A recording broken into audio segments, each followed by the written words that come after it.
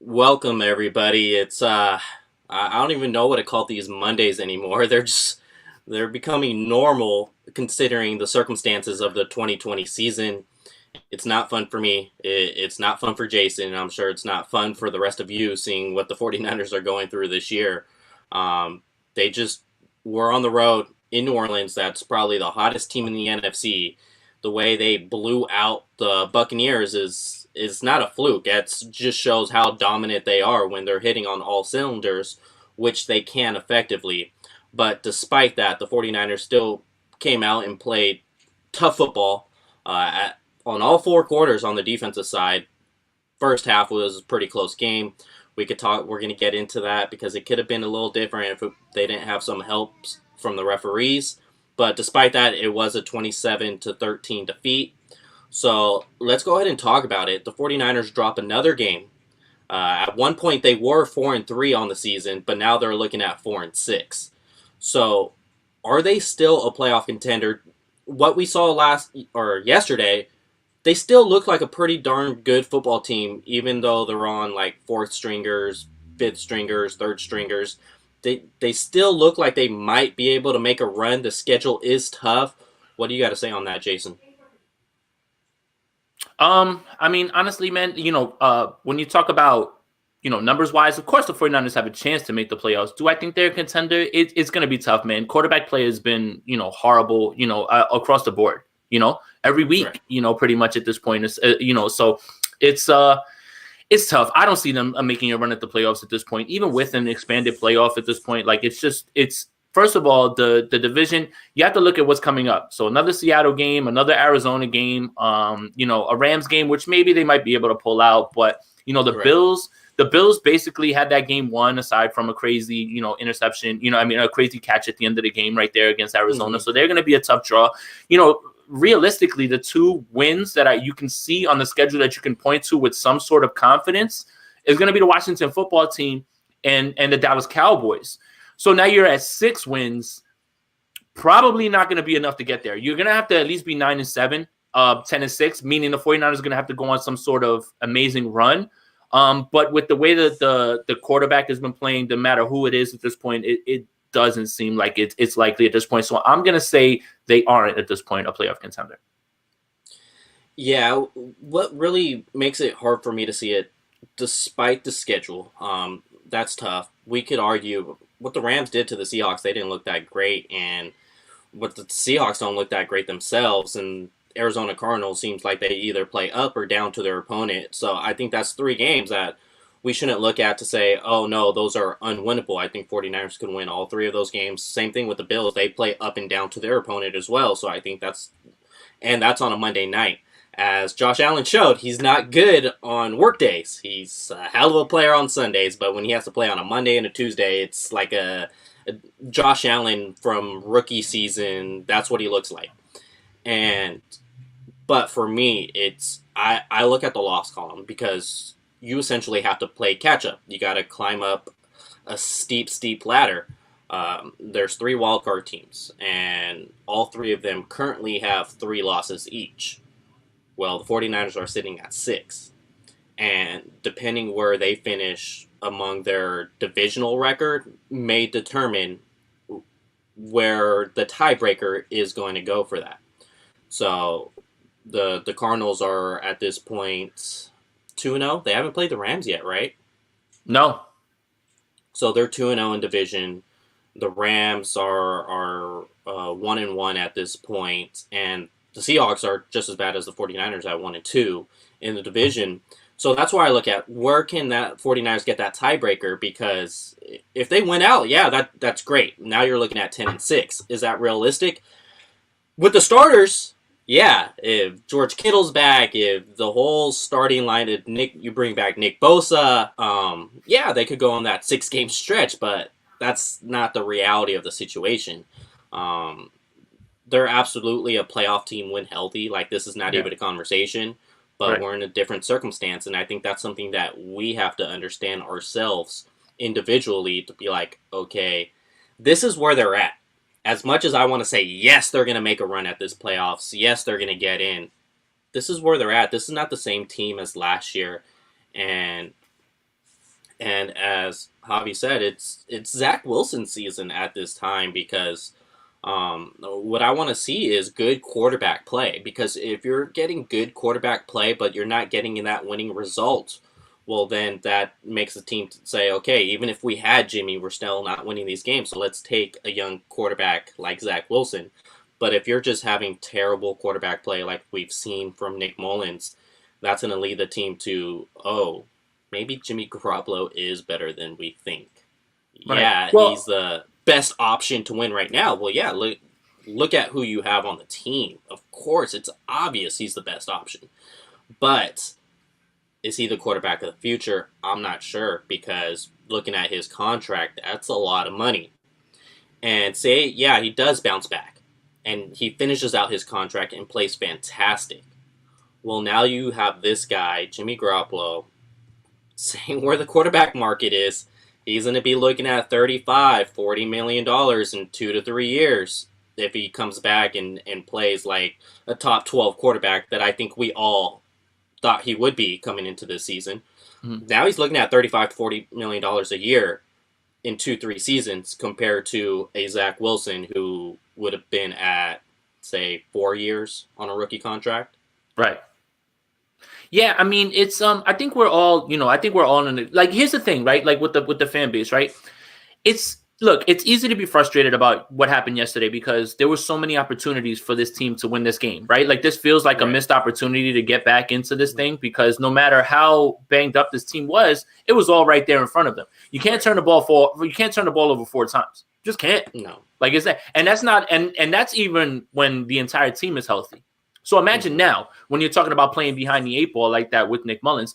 But this team is missing a bunch, man. Like, I see, this is like the part that, like, the internet outrage has reached a level now at this point of like, but do you guys remember who's on the field right now at this point?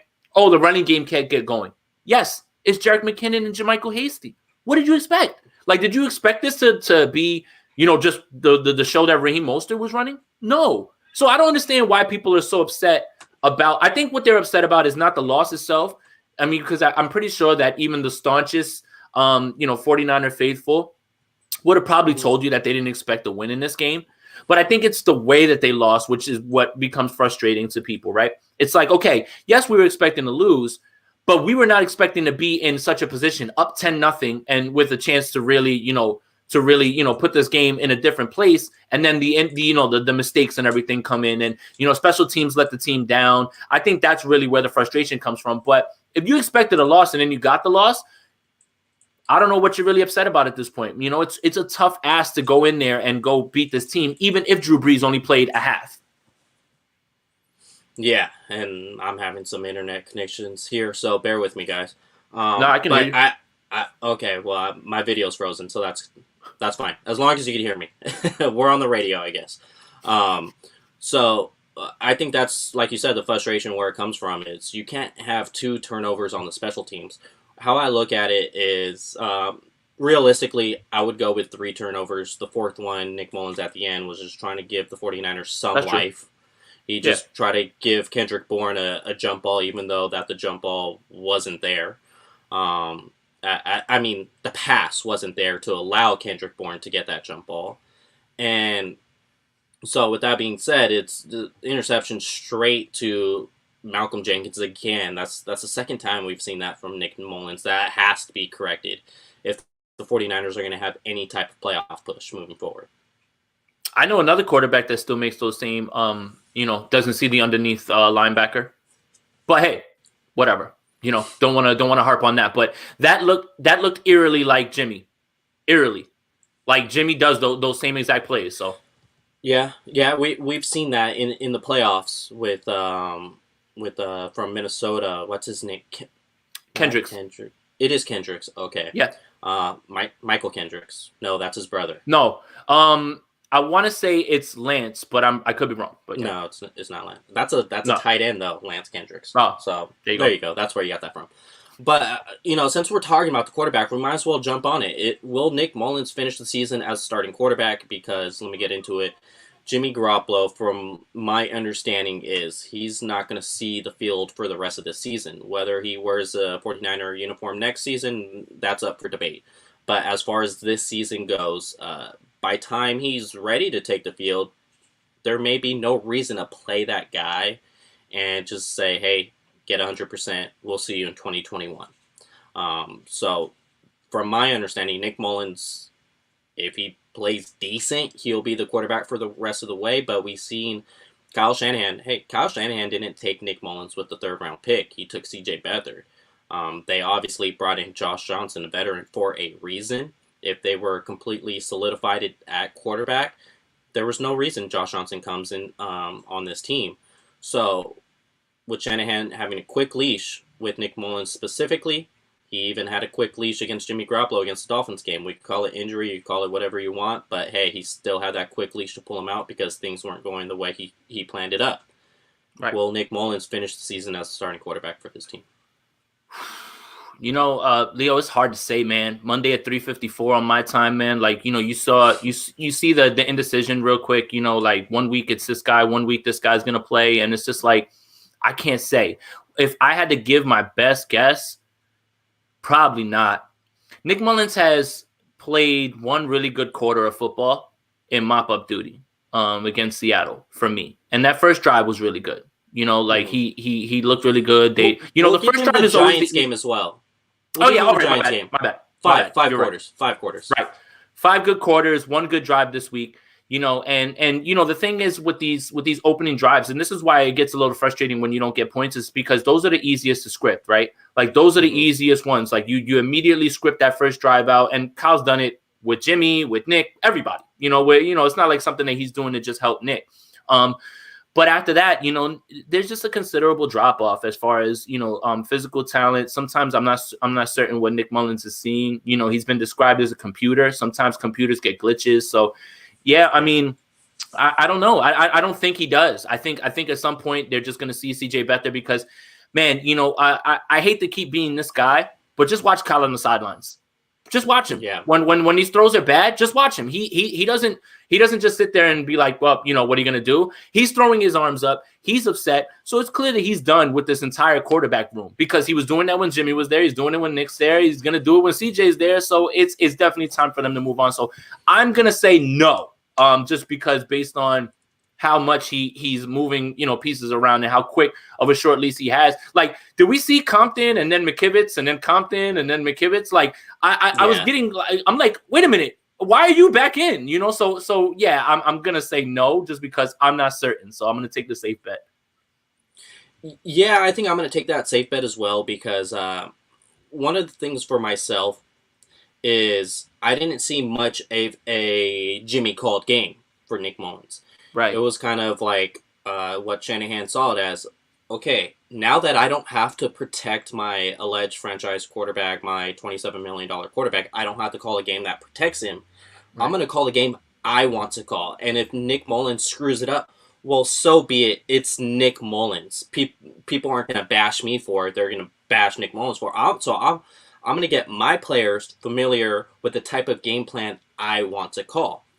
And once that was noticeable that he can't do that anymore, he called a Jimmy-like game yesterday. And that first drive, it was fantastic. It was everything you wanted to see out of that offense. Shanahan schemed it up to where maybe we should trademark that. Shanahan. I was about to say that sounds really good actually. That sounds really good. Shanahan. Okay, I'm gonna have to throw that on a shirt now. Shanahan. Yep. To where Brandon Ayuk was wide open against one of the best defenses in the NFL that completely shut down Tom Brady last week. And then after that, Nick Mullins was just Nick Mullins. So what that showed me is, well, Shanahan's going to sit in his office this bye week, and his lease is probably going to get shorter and shorter when it comes to Nick Mullins because he called a Jimmy-like game. And a Jimmy-like game for an NFL quarterback is not that difficult. It will be difficult for me. It may be difficult for a rookie coming in or, say, some guy who's Josh Johnson, who's been out on the streets for a while. It may be difficult for them. But a Jimmy like game, you're not throwing much downfield. A lot of things are within 10 yards. It's just in rhythm throws. And if you're starting a game in the NFL, you should be able to hit those in rhythm throws. Jimmy struggled with that this season, and Nick Mullins is struggling very, very bad. I think he's one of those guys that expect perfection out of himself because he sees the game as a coach. So once he's not living to his expectations, it just gets in his head, and then he's done for the rest of the game. That's what I've seen out of Nick Mullins. And while Shanahan may admire that Mullins sees the game from a coach's perspective, if you're just letting yourself down, you're kind of letting your teammates down, you're getting in your own head, and at some point you got to make that decision. And I think he will make that decision to go back to CJ Beathard. That, like I said, that's the guy he's taken in the third round in his first year as the head coach of this team, and he is on a contract year. It would not surprise me to see Shanahan want to bring back CJ Beathard on a veteran minimum contract. Yeah, I mean, and that's fine. To have him as your second or third quarterback, I'm fine with that. Like nobody, I don't think anybody really confuses CJ Beathard with the future of this team or a pillar of this team anyway. No. So, I think that if Nick struggles again this week, the next week coming up with the Rams, right? The Rams are next.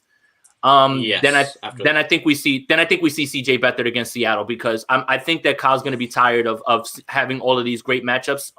As far as passing and not being able to throw the ball. So I think that he'll go right to him if Nick Mullins completely vomits on himself against the Rams. Well, it's even though the quarterbacks are struggling, there's two big pillars on this offense that have been missing for some time and some time this season overall. And that is Deebo Samuel and Raheem Mostert. This offensive running game is obviously completely different without Raheem Mostert. That's been established. And as well as not having Deebo on those end arounds, they tried to run it yesterday, and it was just a complete mess. I don't even know if they got one positive play out of it. It seemed like they lost yards every single time.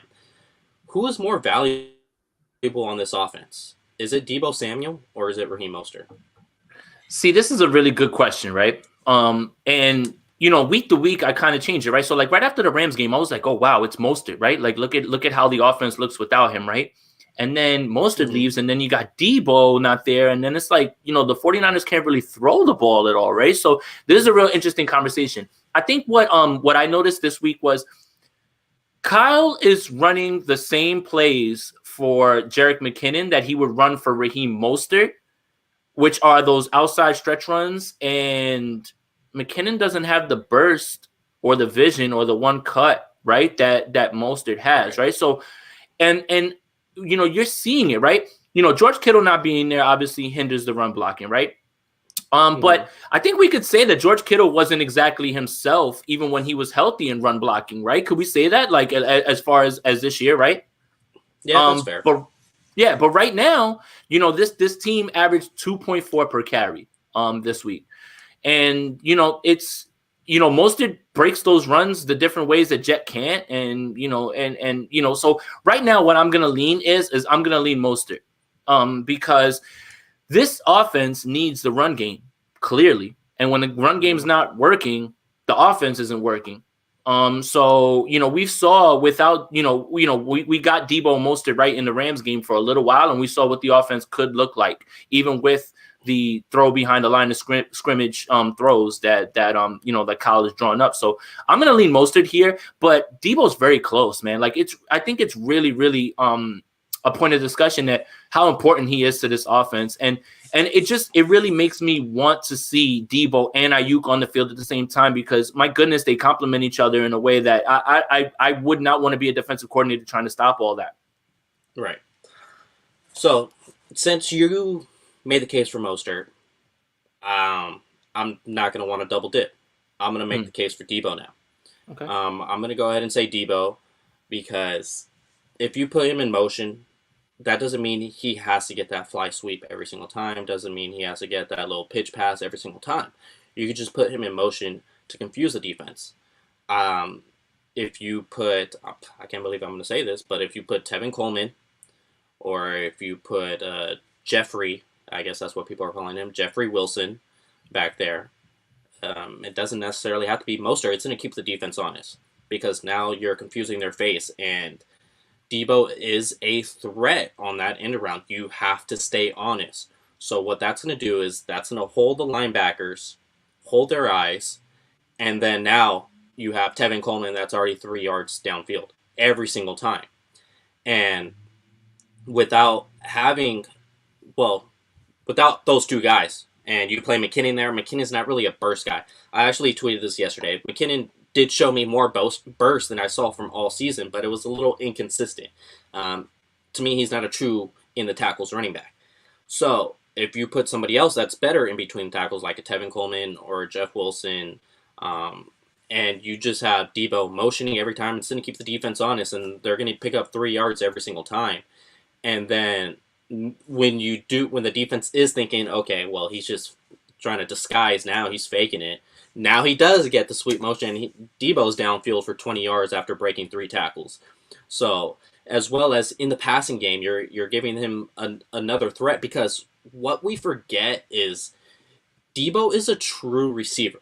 He's not just some end-around Tavon Austin gadget player. He is a true receiver. We saw it in the preseason where he jumped over the defender's back to catch the ball against the Cowboys.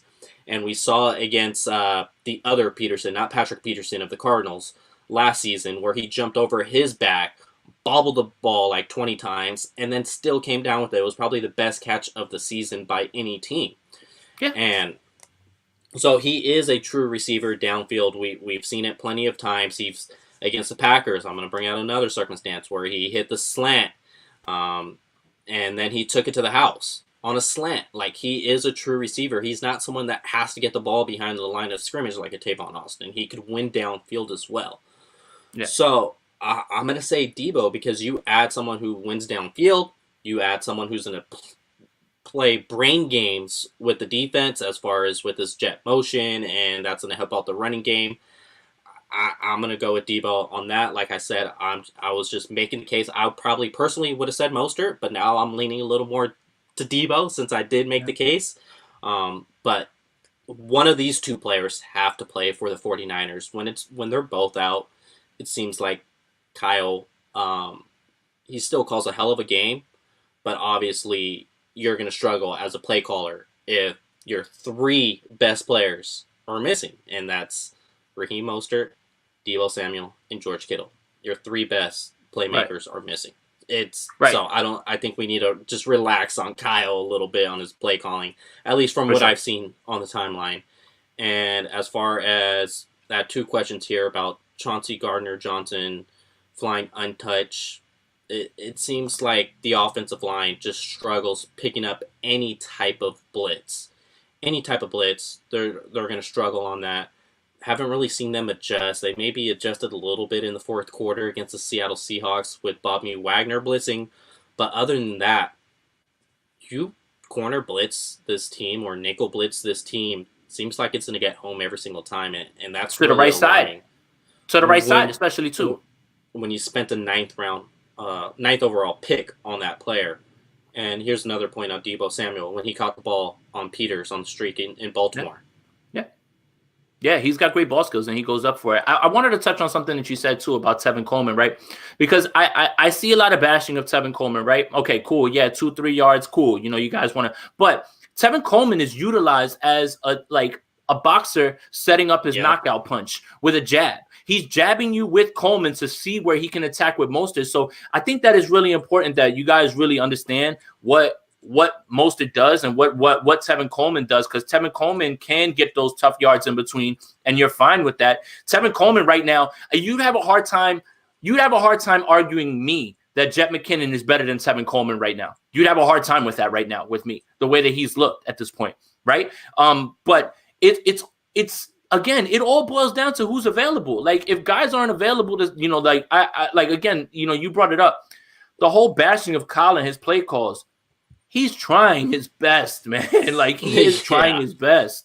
Do you ever see him when he dials up something perfect, like that Richie James touchdown throw that would have been if CJ Beathard didn't completely underthrow him. But again, I'm not going to kill CJ for that. He just came off the bench and you're asking him to throw it Yeah, down the field in one shot.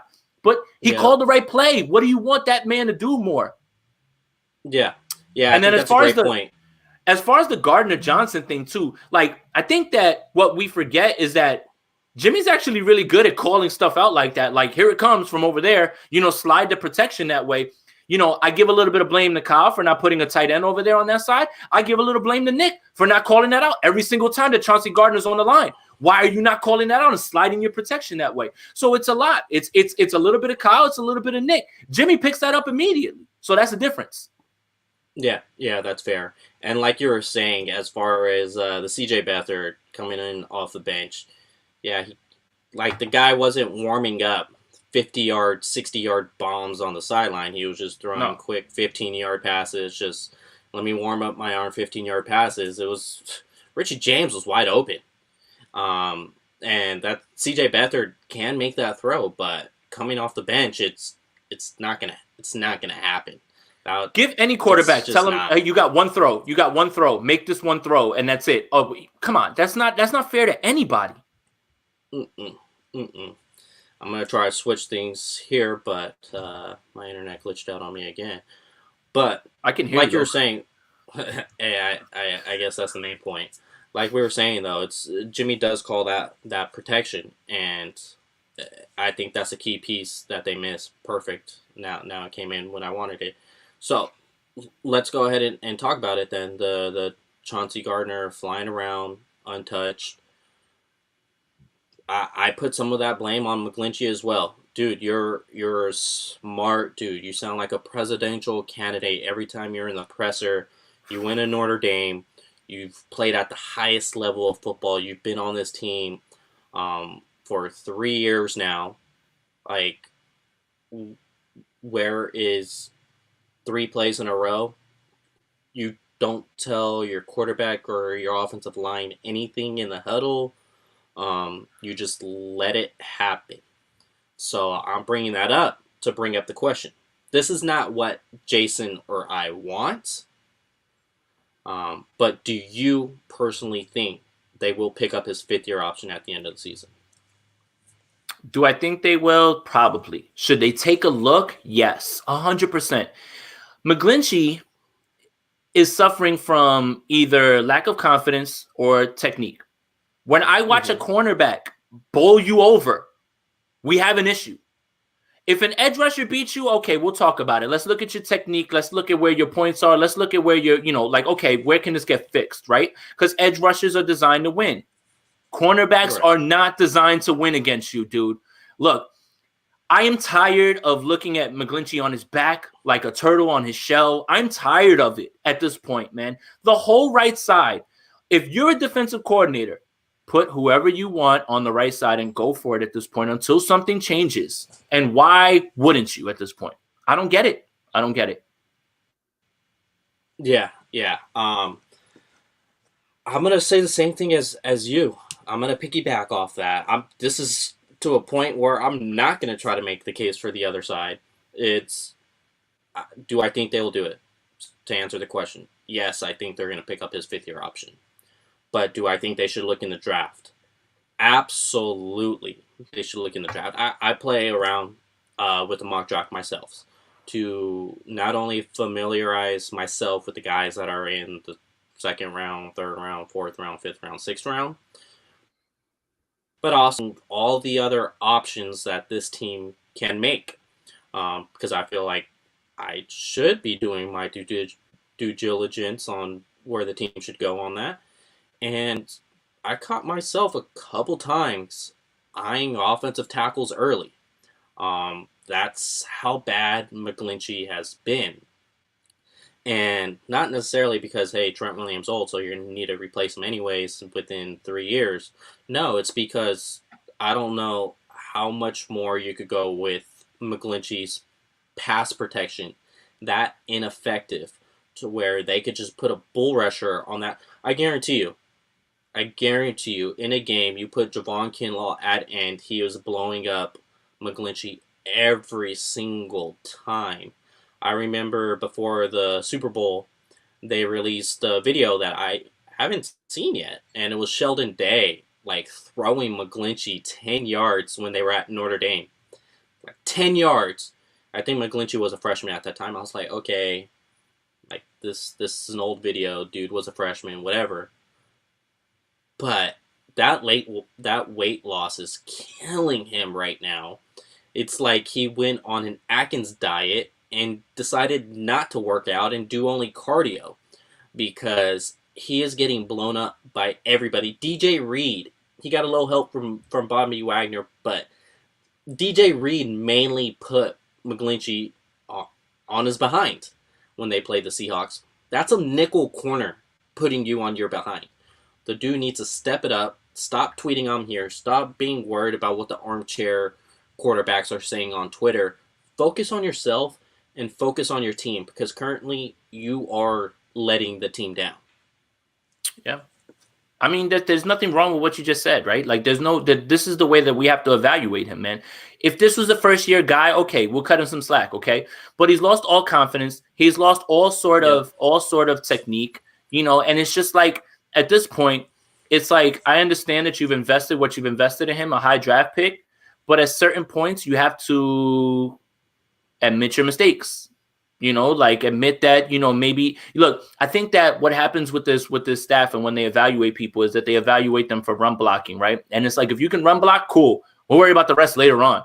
It's like, man, this pass pro is just awful, man. Like, it's like, I hate to be one of those guys that piles on him and everything. Like, I'll send one tweet about him during the game, but I'm not going to go crazy on the guy or whatever, but it is so, I could, if I wanted to, like, I could be like, man, this guy's playing horribly. Man, this guy's playing horribly. I could send those tweets 7 times during a game. I really could. And it goes back to what you said. Stop looking at Twitter. Stop telling us you're here. Stop saying that you're playing well. Just stop it. Just stop it. I would almost prefer you stop talking. Stop talking and figure it out. I'm tired of I'm still here. You're not still here. That was a good 1 or 2 quarters from that game. You've played largely awful. Awful. Like, not even like halfway good, mediocre, decent. I don't care what the PFF grade says. I know what I saw with my eyes. I saw a grown lineman getting tossed by whoever was going his way. Again, if it's an edge rusher who's dominant, if it's Chase Young tossing him, okay, let's talk about Chase Young being fun. Chauncey Gardner-Johnson's pushing him back. Good God, yeah, I don't get it. Yeah, like Khalil here said, let's have him return some kickoffs. He looks like he got skinny enough. He might be able to do it. One thing we got to understand as well is the team doesn't really – they keep in contact with the players during the offseason. They say, hey, work on this, work on that, work on, this is what we want to see with you when you get back to the facility. One thing the 49ers absolutely have to do is say, hey, this is the weight we want you to be at.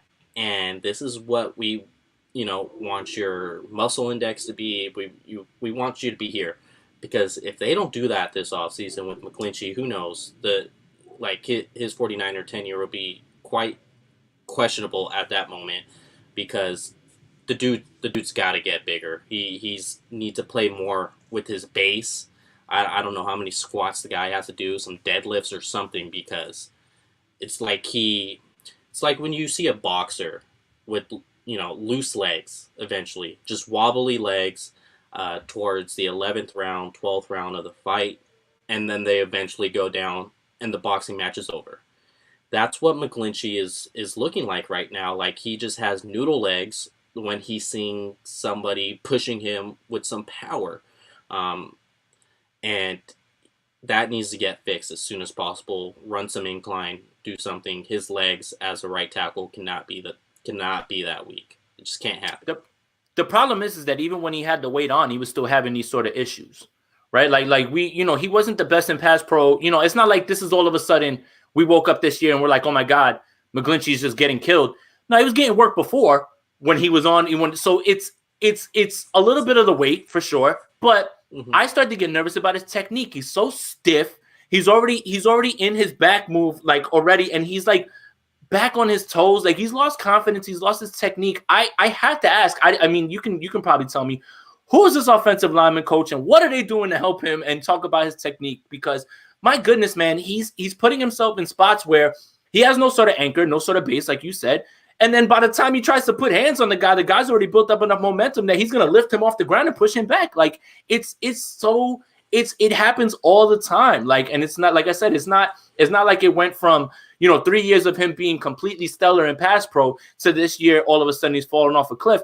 No, he's shown these same things, and now it's exacerbated with the weight loss, and now he's lost his confidence, and it's in the basement, I think, at this point. Right. And I just want to make it known, I appreciate you guys staying tuned in with us with my insane internet issues, with the nonstop freezing. But hey, if you could hear Jason and I guess that's the silver lining that we're going to take out of this. But to follow up on what you were saying, as far as like the technique goes, they didn't really have an off season. They didn't really have a camp. They had 28 days to get ready for the season. True. That was just more about getting in shape to play. So the technical standpoint wasn't really focused on this off season. It was just more of a, we got to ramp things up and get ready to play and focus on our opponent as soon as possible. And because in between game weeks, they're not prepping on technique. Of course they're not. Just going through their individual reps real quick to get warmed up, and now they're hopping into their game plan for the week. And so, but I can't, if he was a rookie, I would be like, okay, COVID kind of screwed him, but he's not a rookie. This is his third season. So it's like, that's my point.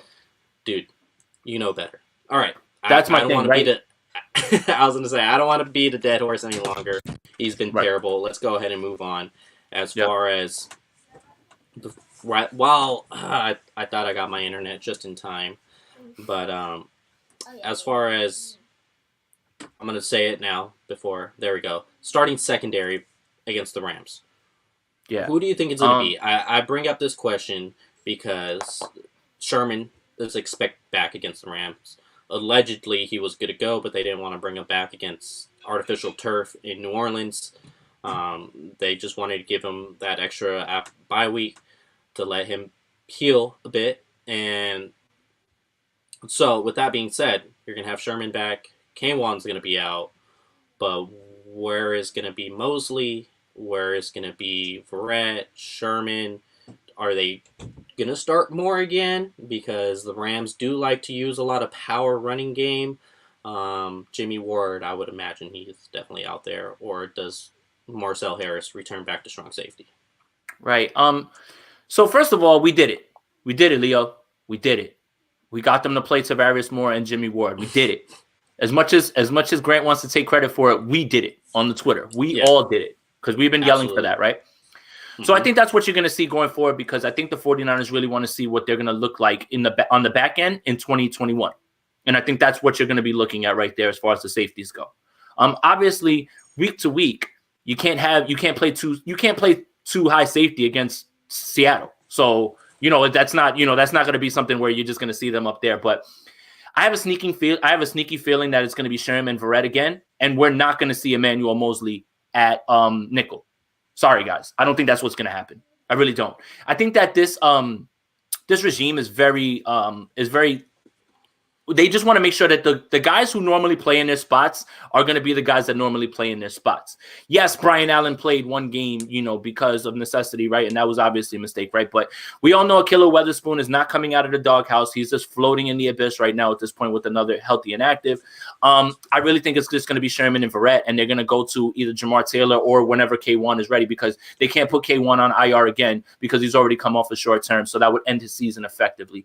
I really don't believe that we're going to see Emmanuel Mosley in the slot, even though that's something personally I'd like to see. I just don't think that we're going to see it from this coaching staff. Yeah. So that's basically what BJ Rax says right here. But I'm leaning towards your side, Jason, because of the most part, it seems like when it's the obvious fit, let's go ahead and do it. Let's get our best 11 players on the field. The 49ers decide to, all right, let's not play him out of position. Let's keep him in the same position he's been playing all season and not force him to play something new. Although Kyle does not mind doing that with the offensive line. But when it comes to the secondary, it's, let's keep everybody where they're at.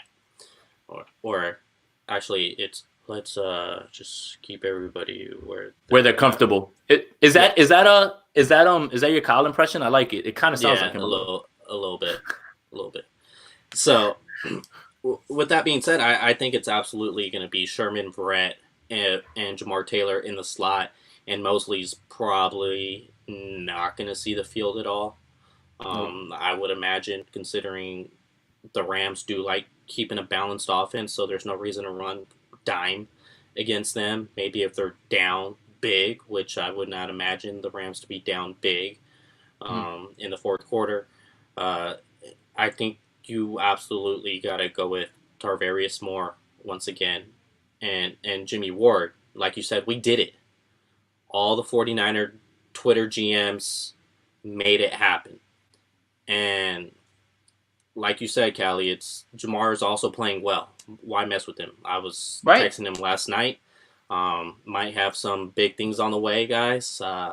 With a couple players there pretty soon on this bye week, so stay tuned. Um, but he is playing well, so I don't think that's going to force their hand to move Mosley from outside corner into nickel, and with that being said, it's Jason Brett is he's known to have the injury bug, although For knocking on sure. wood that don't happen this year, and as well as Richard Sherman hasn't been the healthiest player himself, and he's just coming back from an injury. He's on a contract year. If he feels any little tick in his body, he might make a business decision considering where the 49ers are at in the standings.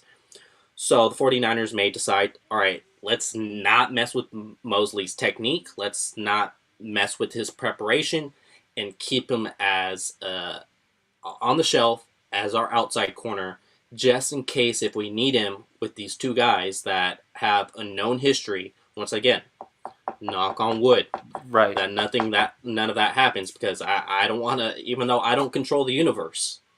You already know how people are Right. with this whole jinx stuff, you know. Right. Even though I have nothing, if I control the universe, the 49ers would be 20-time Super Bowl champions at this point.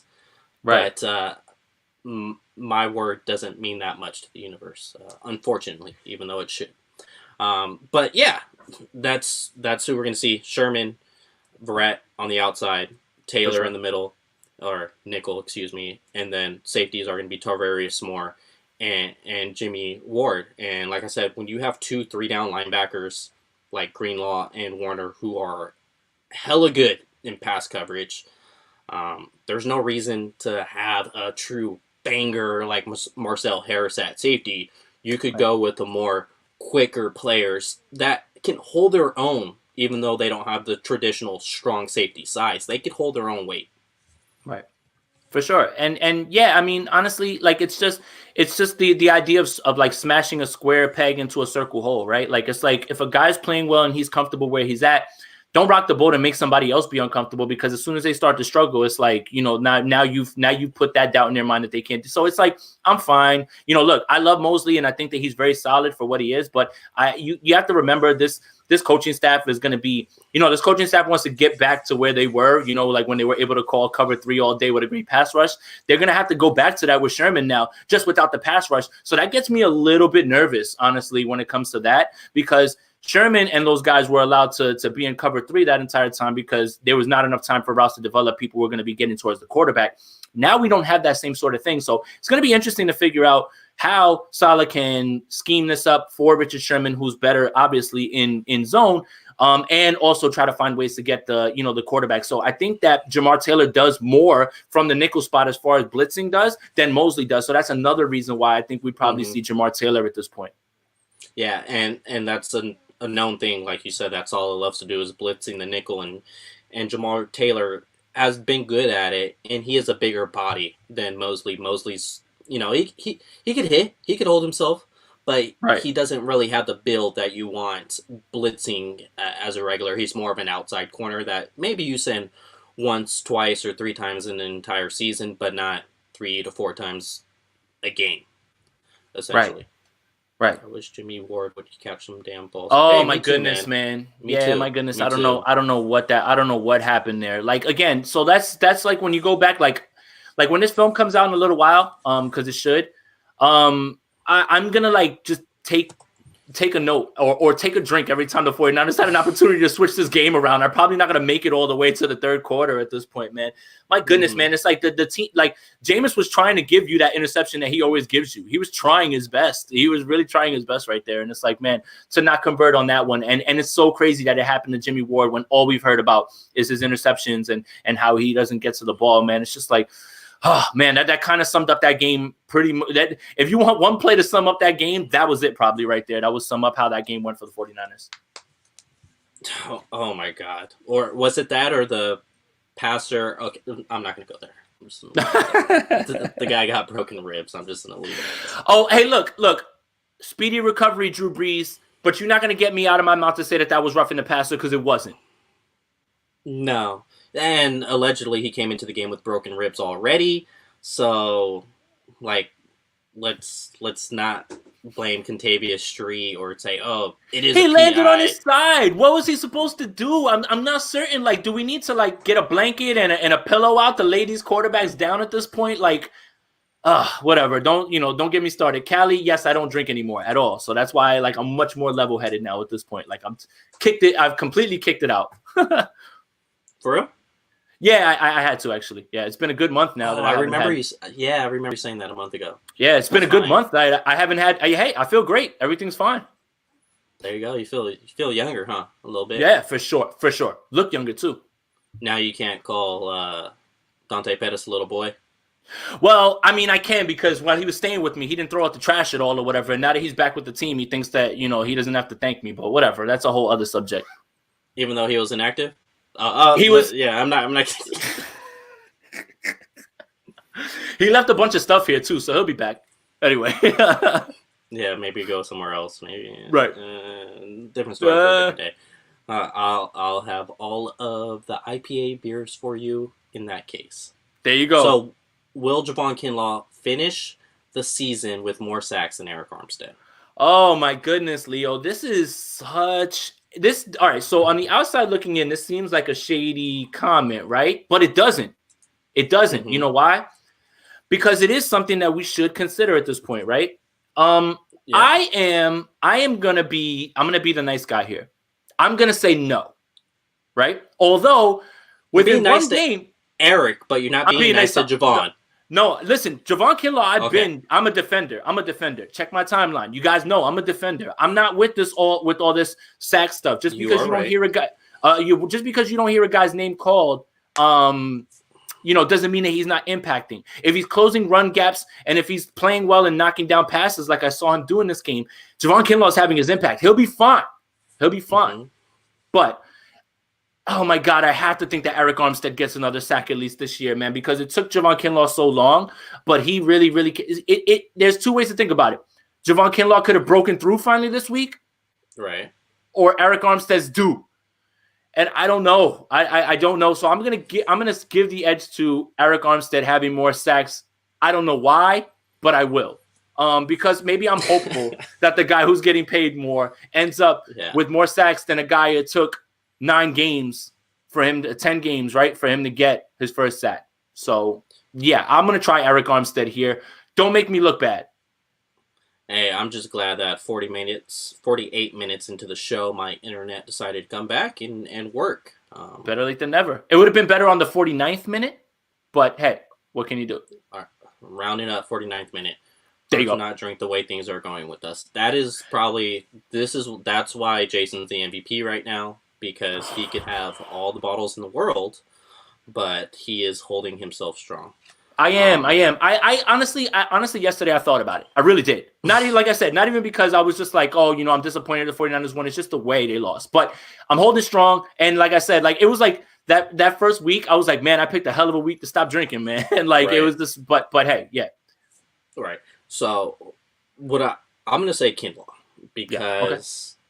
From playing the game myself, as well as other things in life, the perfect time to get a sack is right after you just had 1.5 sacks on a game.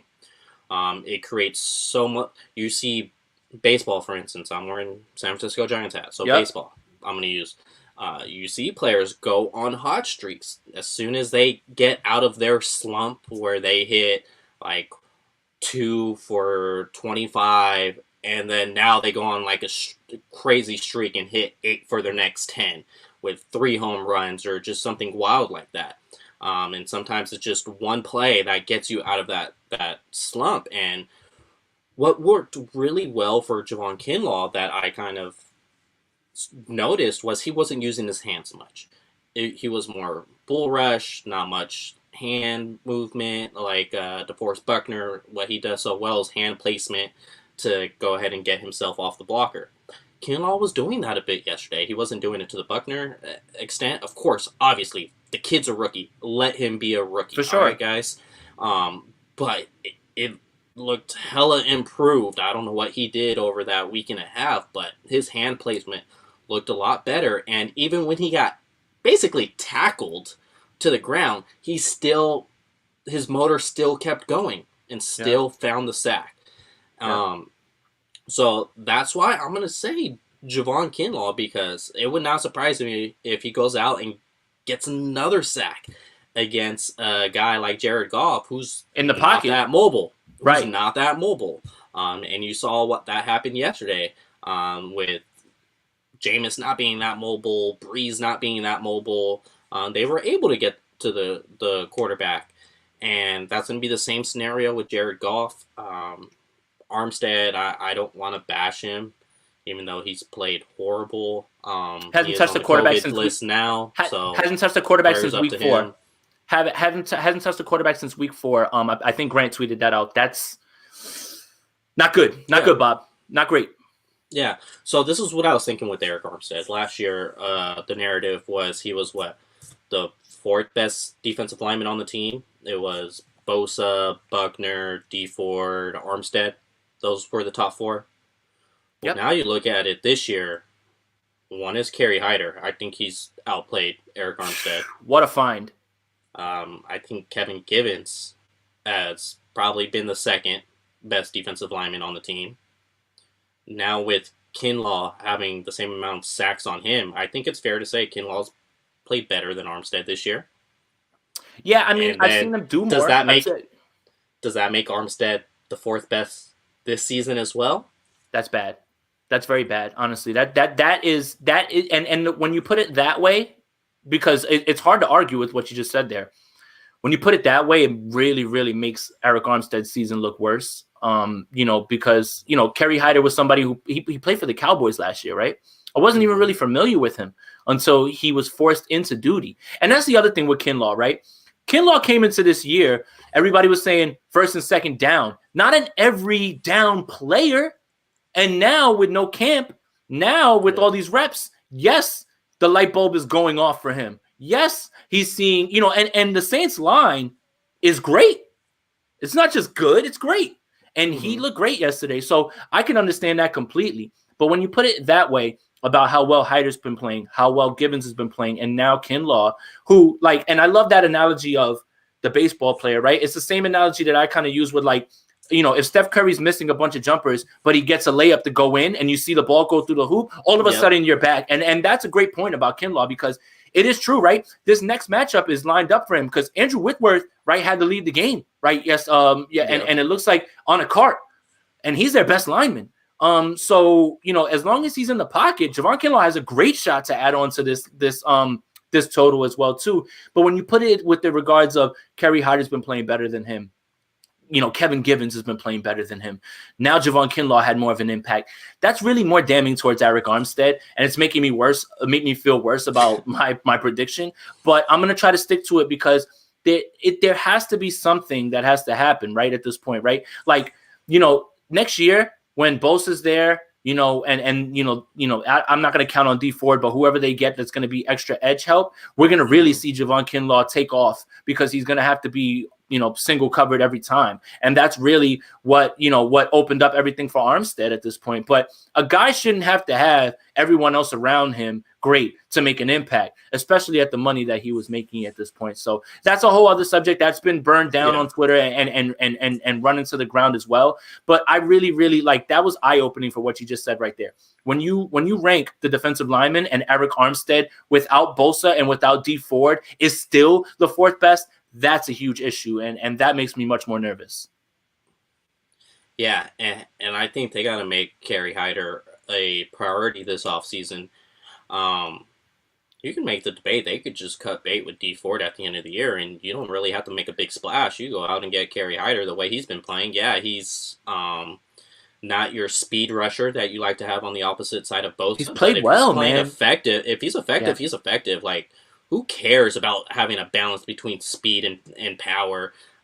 If he's getting there, he's getting there. Who cares? Right. Screw it. Right. And so then if you look at next year, I'm going to assume that they keep Kerry Hyder just because he's not going to be expensive. I don't see a scenario where he makes more than $9 million. I don't see that scenario happening just because age and he's not a household name, even though he bounced around the league. He bounced around the league a bench, and the thing is that if he was kind of smart, I mean, and this is just me, like, I'm not an agent or anything like that, but if Kerry Hyder was smart, he would take a deal to come back, right? And then that Bosa and all these guys are coming back. You can really pad your stats that year and go out and go to someone else and say, all right, now pay me like this. So you could play your way into an even bigger payday if you play it the right way. But again, nothing in this league is guaranteed past tomorrow. So, it's hard to look down that line. But I really think that Kerry Hyder next year, if he's brought back, and if Nick Bosa is there for the entire season and dominating the way that he was with Javon Kinlaw, can really, really put up some monster numbers and then go get paid off of that. And that's, I'm always on player sides with that, always. And I would imagine Blair comes back on a 1-year deal as well, unless he's like, I want to get out of here and I want to go to some other rehab facility not named San Francisco. But Jason Brett did say that's why he wanted to stay with the 49ers so much, because their rehab facility was the best he's ever seen. And so I don't see that being the case for Blair. I would imagine he would want to stay. So if you got Bosa, Hyder, Blair, Kinlaw, Givens will be back. Kinlaw's going to be back. That's 6. That's formidable. Oh, and Eric Armstead, I guess I got. And Eric Armstead. And look, but again, that's 7 players though that we trust. And it's such a weird dichotomy when it comes to Eric Armstead. When everybody's healthy, all of a sudden he's flashing. When he's not, when no one's there, it's rough, man. I feel for the kid, man. I do, but it's it's two things, Leo. Right? If a company, right? Let's say we're not football players, right? But let's say we were going for a job, right? And I went to the job and I said I want to get paid $65,000 to start, and they said, nah, we're gonna pay you $85,000 to start. You turning that down, whether you're worth that money or not? So no. It's tough for Eric Armstead to say, yeah, give me all this money, even though I might, in my heart of hearts might not feel. But again, when he signed that deal with the idea that Bosa was going to be there the entire time and everything as well too. But it's like the contract is going to get held against him. But if an employer wants to pay you much more than, what we on the outside think you're worth, you're not going to say no to that. No. So, yeah. Obviously not. And Blair, it was a 1-year extension, so he would be an unrestricted free agent again this coming off season. Yes, DJ Jones will be an unrestricted free agent as well. I would imagine, based on his production this year, someone's probably going to want to pay him $3, and the 49ers might say we're good and we're going to roll with Kevin Givens instead of paying you $3. Right. So if you guys do have some questions, go ahead and bring them in. Let's do it. Hear a Jimmy Garoppolo about bamboozled. Well, we might as well. All right. Gave us a fake Matt Castle, Bledsoe Super Bowl. Whoa. I think he had potential. Man, this is like going down a dark rabbit hole. If we start the Jimmy talk in a week, if we started Jimmy talk in a week that he didn't play. Yeah, that was my thing this entire week. It's like, why are you arguing about Jimmy? He's not playing this week. Can we just shelve? Can we shelve this discussion for later on down the line when we're gonna have to have it again? I just I love Twitter. I love it. I love interacting with all of you. But at times I want to bash my head against the wall with some of these discussions. I really do. I like beating a dead horse is beating a dead horse of cliches when it comes to this at this point. Like, I want to stop even using that cliche at this point. Like, it's just, it's goodness gracious, man. Blame the guy that tweeted out "call the fight." That guy, because You too. he tweeted some stuff about Jimmy Garoppolo, and he has a tremendous following base. So since he's talking about it, he's going to make true. 49ers Twitter talk about it. So blame that That's guy. true. I'm not going to call him by his name. That's fine. I mean, my thing is just like, at what point do we exhaust the conversation, right? I think everything that needs to be said has been said, right? And especially considering he's not the quarterback who is going to be starting for the foreseeable future. Give it a rest. Just give it a rest a little bit. I think we've discussed it enough. Right. Exactly. Can I get to a 49ers show without discussing Jimmy G? Probably not. So, I mean, it's just like, I think that's it, man. Like, I think we've said everything that needs to be said. I think that the large majority are in agreement that whether we want him back or not, we don't think he's going to be back, right? So take your opinion out of it. It seems like the front office is going to make that move. So when you think of it in that terms, you won't even get mad anymore because you realize what? The decision's out of your hands, completely out of your hands. So, yeah. Besides Jimmy G, I would, I feel I like him. Kelly. I like him. I feel for you. Yeah. Let's go ahead and move on from that subject. Is Go for it. Something I would like to see that's not going to happen this season is George Kittle, Jordan Reed, Brandon Ayuk, Deebo Samuel, Richie James, and Raheem Mostert all on the field. Can we talk about Jordan Reed's I don't think they can make that happen at once just because of personnel allows only 11 players on the field. But if you could be able to partner Jordan Reed with George Kittle, what about that catch yesterday? My Lord. It's so crazy, right? That Jordan Reed has been out of football this long, right? And it feels like, when you get labeled injury prone, it feels like people forget your skill set. And I've been a huge Jordan Reed fan even when he was over in Washington, just because the guy is incredible at what he does. All these injuries, and he still looks this good. He said, I just tried to catch the pill with one hand. Oh my God. I would not want to be a defensive coordinator trying to stop George Kittle and Jordan Reed if they were both split out wide at that point. Pick your poison. One of them is going to eat you. My goodness. What a fine Jordan Reed has been, and I'm so happy that he's playing well for this team, man. He just got to stay healthy, man. That's it. Stay healthy. One of those comments, I'm so glad he's on my team. Right, exactly. I feel like, that's George Kittle said that about Nick Bosa after during that Carolina Panthers game last year. I'm so glad he's on my team. Right. I mean, it's so crazy, right? Like you see the move come in and you're like, oh, that's just a depth piece, a low risk, high reward thing. And you see exactly what this guy can still do in this game, right? So here's what's crazy. Last week, the Saints did an incredible job of just Malcolm Jenkins has been shadowing tight ends, right? And just letting him go at work. They didn't want to do that this time, even with Jordan Reed on the field. They were not trying to do that. Why? Because Malcolm Jenkins is not going to be able to hold Jordan Reed. And whoever it was that they had, I have to go back and look. Whoever it was that they had a hell of a time trying to guard Jordan Reed. And he saw real quick that there's not many guys. You're going to have to put your best corner probably on him. And think about what that does to a defense to keep them honest, man. It's a shame that due to injuries, and like you said, you can only have 11 guys on the field. Due to injuries, when we're probably not going to see Kittle and Reed at the same time, or Kittle on the field with Deebo and Ayuk. It's just insane how well he's been playing, man. Yeah, so which free agents of ours do you think will be the main concern to re-sign? I think coming into the season, there was just like huge question marks. Like, oh, they could do this, they could do that, they could do this, they could do that. It was just so many avenues that the team could go through. But now the season's been played. I feel like it's pretty clear on who they should re-sign. I think on the offensive side, you got to go Trent Williams. Done. Pay Trent Williams, please. Even though they don't use check to the amount of what his contract would be, I think this would be a different contract, even though he'll still probably end up as the highest paid fullback. It's not going to be something as luxurious. And I think Juice will take less, right? Like he got paid. He got paid like, what was it, 200% more than what fullbacks got paid. So I hope, right? But again, I don't want to force players to take less money because in this game, this is a brutal game.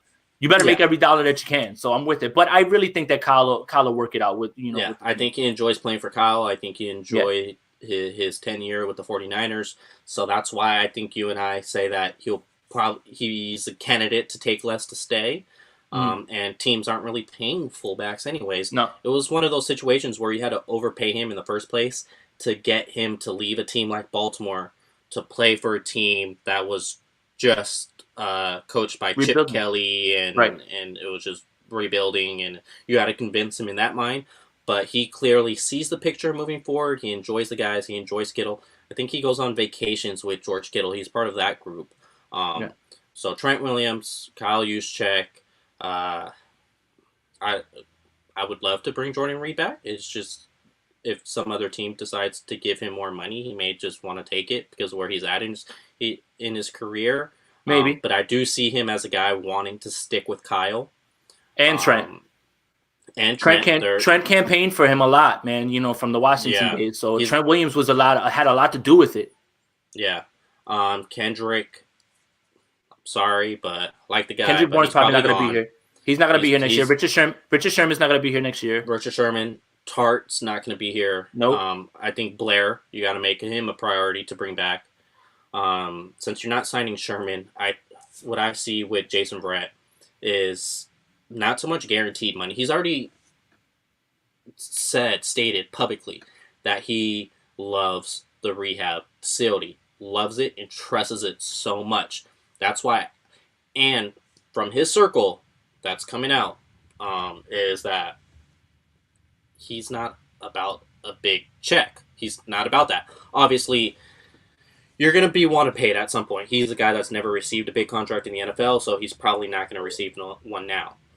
California taxes do suck, so that's something you got to take in consideration if a team like Houston is offering him that has 0 state income tax.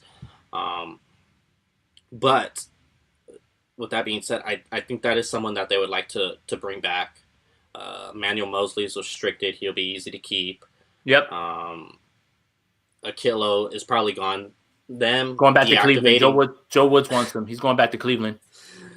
Them having him not suited up 2 weeks in a row after the trade deadline. They tried to trade, from what I've heard, they tried to trade Akilo, but nobody wanted to take him.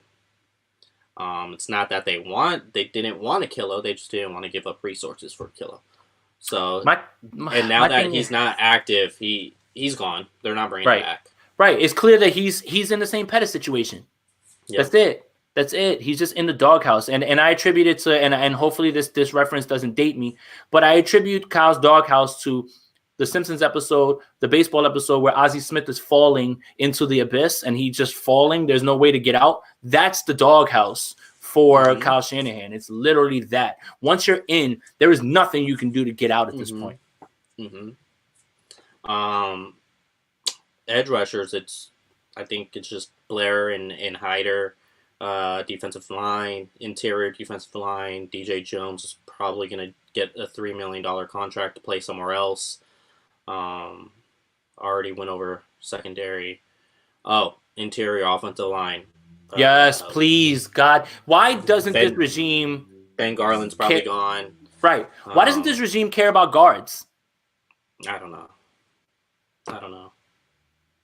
Like tackles, I get it. Like you want the swing tackles so you can run your outside zone, but the guards are just being neglected here, right? And I was asked on one of the shows, what's going to be the offensive line? I was like, it's going to be Brunskill at center, and you're going to get to see Tom straight out of Pass Pro Compton.